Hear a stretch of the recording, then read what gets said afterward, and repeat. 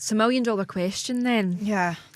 If you knew that Scott was going to stay loyal, would you have cracked on at Casa?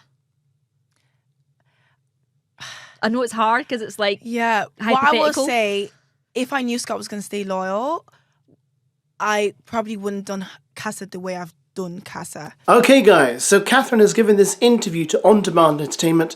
It's on their YouTube channel, so go and have a look at it. It's about 20 minutes long. I'm just covering a few bits and pieces here, but I strongly recommend you watch it. It's very interesting. I'm still a bit confused by it, but there's some things that have certainly become clear. And let's start with movie night. So that huge argument they had at movie night, apparently the context was not what we saw, if that makes sense.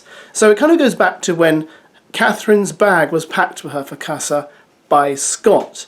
And this is what made Catherine think that perhaps Scott was not going to wait for her and was taking Casa as Casa and was going to meet lots of other girls and perhaps hook up with one.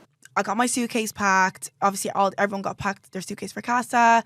And in my suitcase, there was nothing for me. And like Scott also loves the show. Like he is a super fan as well. So he knew like to put something like sentimental in, and he didn't. Okay, and open up the suitcase. And then there was a jumper. Okay, so there was a jumper in the suitcase. And I was like, ooh, this is the sentimental thing that Scott has given me. So I'm wearing the jumper. I'm like to all the Casa boys, all the girls, like, ooh, I'm wearing Scott's jumper. Aww. I'm going to the interview, like, oh, Scott's such a shit packer, but at least he got me his jumper. So I walk into the dressing room, and then Katie's like, oh, where'd you get my jumper from? Yeah. And obviously to everyone else it was funny. So all the girls were laughing. But then I just... But that's upset you because there's been nothing sentimental. Yeah, and that was all the thing. girls are even boasting about... Even Katie's like, oh, Zach got me planned because I keep talking about plants and stuff like that. So, like, my bonnet and stuff wasn't... Like, nothing was for me. So that made me think, like, oh, he really did want to take Casa as Casa. Okay. So in that clip, you can hear Catherine saying that Scott didn't pack her bonnet and that the jumper he packed for her turned out to be Katie's. So she felt like, well, he put no care and attention to this. He put nothing sentimental in her bag, and therefore he was obviously taking Casa to be a serious endeavour to find another woman.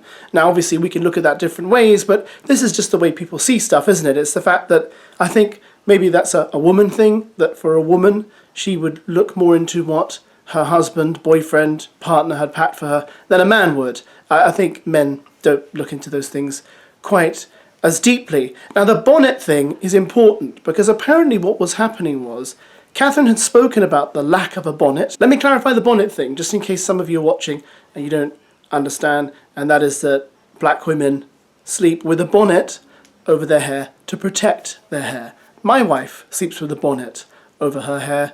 My stepdaughter also does the same. So it's just something that black women have to wear to protect their hair. And that's that. It's the way it is. Now, apparently what happened was Catherine brought up the bonnet and Mitch didn't quite appreciate the bonnet comment and started goading her about that. And that's what Catherine was actually upset about on movie night. And when we see her talking, apparently she's actually referring to Mitch and his bonnet comment, not what Leah speaks to Scott about. And apparently it was Amber who brought all that up in the first place. But it's the editing that makes us think that that's what happened. There was a lot that was edited out. Like, it was... Amber actually started it.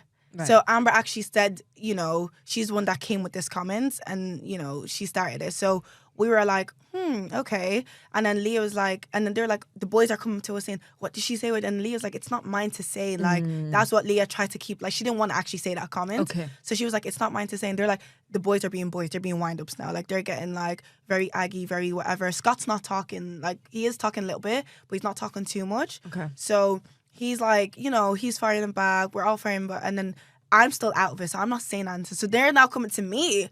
But again, you don't see them asking me, like, what was said, this is that. And Mitch was being annoying. So I was actually talking to Mitch. They were zooming into my face and not showing the full, like, who was I speaking to or whatnot. Like, I was actually speaking to him because Mitch was like, look, you're sad over a bonnet. You're sad over a bonnet. And I hated that because it's like, bonnet is a black girl thing. Exactly. Like, no. Yeah, exactly. Don't underestimate how much you need a bonnet. Exactly. Like, what do you know about bonnets, Exactly. And he was Messy like, Mitch strikes again. Like, messy Mitch strikes again. So he was like making like, over a bonnet, and then Whitney was like, not the bonnet. Yeah. And Not the bonnet. yeah, because obviously he didn't back me bonnet as well. Yeah. So, but it was like so he was like taking the piss out of the situation. Yeah. That angered me. So Yeah. I fired back. I was like, no, what was said? Because no one's still saying what Amber, they weren't saying what was like Amber said. Okay. So then I was like, yeah, he said. Because no one wanted him in Casa, but I wasn't speaking to Scott. I was speaking to Mitch. That everyone kept, because they were asking me what was said, kind of thing. So there was just a lot of like, there's probably so much arguments. That we yeah, just never there was so seen. much. Yeah. Like the boys and the girls were really getting at each other. They were being mindless. Catherine, I was stood there alone. You weren't. Wait, didn't you try it with all the girls? Didn't you try it with all the girls? Ask them, please. Didn't you try it with all the girls? Ask them. Yeah, wanted it. Apparently none of the girls wanted you, that's why. End of. They didn't want you. Okay. No, it wasn't that though. Oh, whoa. Catherine. No, Catherine. It's not a matter of none of the girls wanted me. I didn't do anything about it. Oh, here we go with the justification. Can we go on to the next take? Either way you look at it, it's not a particularly trustworthy edit. But we know this, you can't trust the makers of the show, because obviously when they sit down with all the rushes from a day of filming, they think what's going to make great drama, what's going to keep people watching the show. If they made it extra long and dragged it out, and we saw every single thing these people said, we would get bored and we'd just turn off. And then of course, less viewers means less advertising revenue. And all that matters is how much money these companies make, not people. People are not important. Okay, I'm getting rather cynical and political here, and you probably don't want to hear that. Now, throughout this interview, she's actually quite complimentary about Scott. She doesn't say anything bad about him, and even says that she'll definitely meet up with him when the show is over. But, you know, Scott and I are in a good place. I definitely will be seeing him after the show. It's inevitable. Yeah, and it's like, you know, we got close, you know. I don't know what will happen. I just don't know what will happen. And do you think if you had have stayed in the villa, you could have maybe rekindled things with Scott in there? Possibly? Yeah, no, Kat, I'm sorry. I know I'm really putting you on the spot. I'm sorry. What would I say? I'd say that, like, anything can happen in the Love Island villa. Sure.